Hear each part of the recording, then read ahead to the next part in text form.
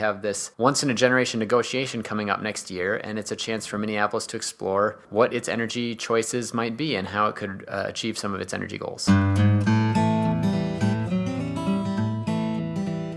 Earlier this week, the Minneapolis City Council heard a formal presentation of its pathways to meeting its ambitious local and equitable energy vision. One option is forming a city utility, an issue I discussed with my colleague this summer when the incumbent monopoly electric utility, Xcel Energy, sent a glossy letter to every customer in Minneapolis, warning of the dire consequences. I'm John Farrell, and this is Local Energy Rules, a podcast sharing powerful stories of successful local renewable energy and exposing the policy and practical barriers to its expansion. Hi, this is Lisa Gonzalez, and I'm here with John Farrell. John is the director of the Democratic Energy Program at the Institute for Local Self-Reliance. Hi, John. Hey, Lisa. How are you? I'm doing well, thanks. I have some questions for you, John. I live in Minneapolis, and I got a letter in the mail, I believe it was last week, from Xcel Energy, and it was all about how the world is going to end because the city of Minneapolis is thinking about taking a vote on establishing its own electric utility. Does that sound like something that you're involved in? I've heard of it. Okay. So how is it you're involved in this, and what does your involvement have to do with me getting this letter from Xcel Energy?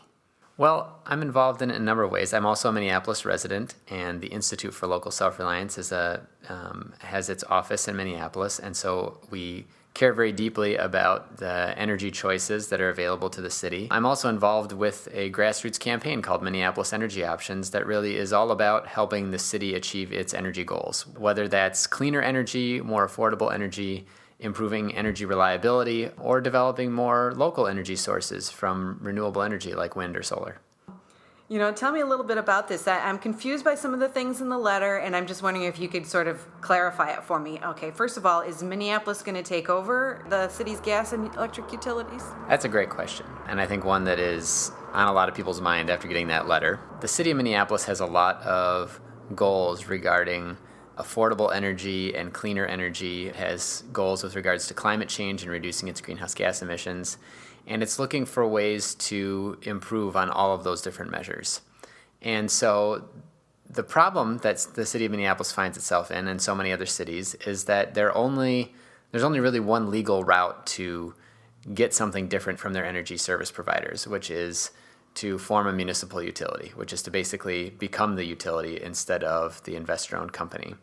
But there are these other moments in time when there are conversations between the city and its utility called franchise negotiations. It's essentially this contract, usually 20 years long, between the city and its utility that governs how the utility will deliver services using city property to put up the poles and wires, or in the case of the gas company, the pipelines. And we're just at this unique time in history in Minneapolis where we have this once-in-a-generation negotiation coming up next year, and it's a chance for Minneapolis to explore what its energy choices might be and how it could achieve some of its energy goals. The city is thinking about establishing an electric utility. What got the city thinking about this? What's frustrating, I think, for a city like Minneapolis that wants to look at what its energy options are and improve its energy outlook, its energy future, is that state law doesn't really give it a lot of choices.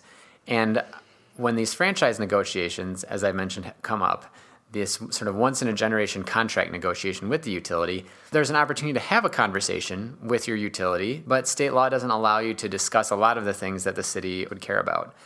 Whereas becoming a municipal utility is a legal route, is in fact the only legal route the city has to exercise an energy choice. And so what is going on in Minneapolis is not that the city is saying it's going to take over tomorrow, or even right after this vote would be taken in August, but rather, how can the city generate some leverage in its conversation with the utilities, let the utilities know that it is serious about getting better energy services than it has been getting, whether that's cleaner energy or more affordable energy or reliability issues.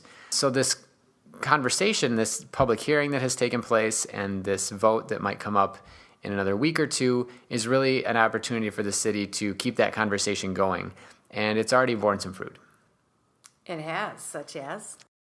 Well, the Minneapolis Energy Options campaign negotiated a very detailed memorandum of understanding, which is basically an agreement between the campaign and CenterPoint Energy, which is the gas utility, wherein the gas utility essentially said that they were largely going to try and help the city meet its energy goals, focusing on expanding its conservation and energy efficiency programs, that they were going to commit to helping the city reach its 30% greenhouse gas reduction goal by 2025, and a variety of other measures that really could significantly improve affordability of heating energy for the citizens and businesses in Minneapolis and make it have a much smaller climate footprint.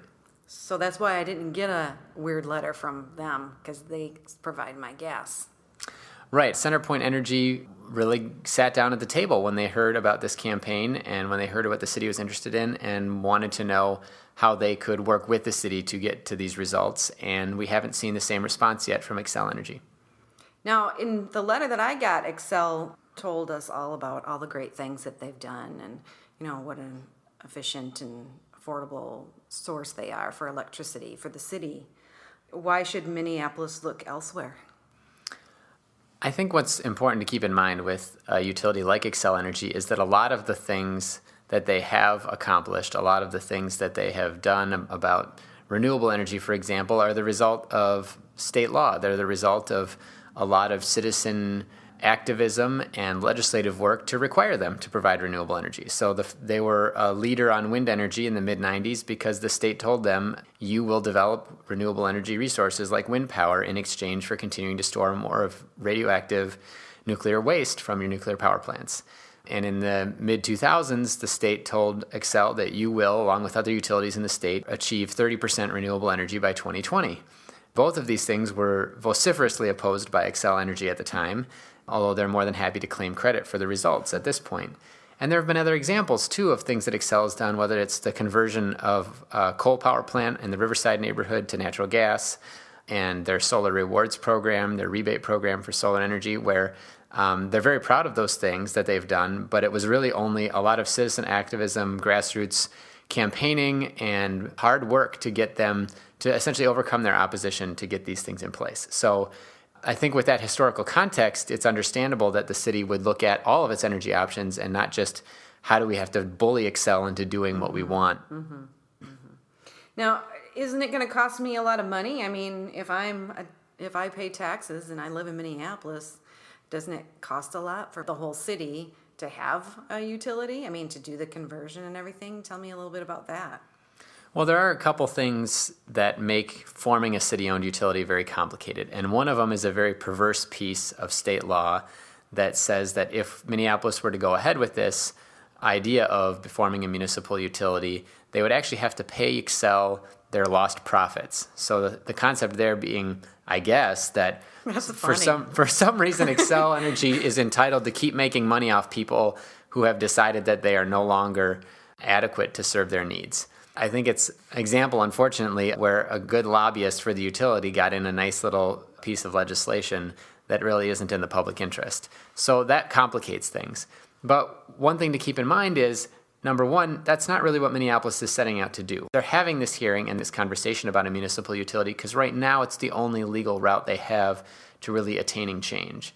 And it's a way that they can exert some leverage and some pressure on the utilities to help come to the table and to help them achieve their climate and energy affordability goals, to help with local economic development around energy issues. And it's worked. CenterPoint Energy has signed this memorandum with the grassroots campaign Minneapolis Energy Options focused on the city's energy goals.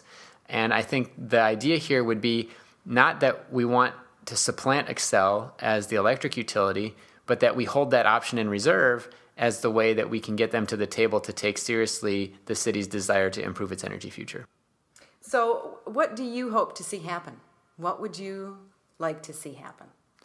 I think the first thing for the city to do is to make a very serious commitment publicly through a city council process that they want to see through their franchise negotiation the setting down of these goals for improving their energy future around clean and affordable and reliable local energy, that they want to wrap up their franchise negotiations in time to look at all of the possible alternatives, including municipalization in 2014, and that they commit themselves to really laying out what their energy vision is so that it's very clear for the utilities what it is that they have to live up to in order to maintain their service to citizens in Minneapolis. Now, I also think, too, that it's important for the city. It's already committed itself to a study, what's called an energy pathways study, to look at basically how it can meet some of the energy goals that it's already outlined. And that study is going to come back in the spring of 2014. And I think it's crucial that the city follow up on that with a more robust feasibility study of what it would look like to be a city-owned utility, much like they've done in Boulder, Colorado, with really remarkable results. In the study done in Boulder, they found that they could increase renewable energy to about 50% from where it is currently. They could reduce greenhouse gas emissions by 50% from where they are currently. They could do it at a similar cost to what Xcel was charging, in addition to the cost of buying the grid from Xcel Energy, and they would also be able to have as good or better reliability on their electric system. It's a win-win-win as far as I'm concerned, and I think the city of Minneapolis needs to do that same study as they did in Boulder to really make sure that it's making the best choices. That was ILSR senior researcher John Farrell speaking with his colleague Lisa Gonzalez about the strategies for the city of Minneapolis to achieve a local and equitable energy vision. You can learn more about the city's efforts by viewing the Energy Pathways presentation shown to the city earlier this week, or reading our many posts on the subject at ilsr.org. Until next time, keep your energy local, and thanks for listening.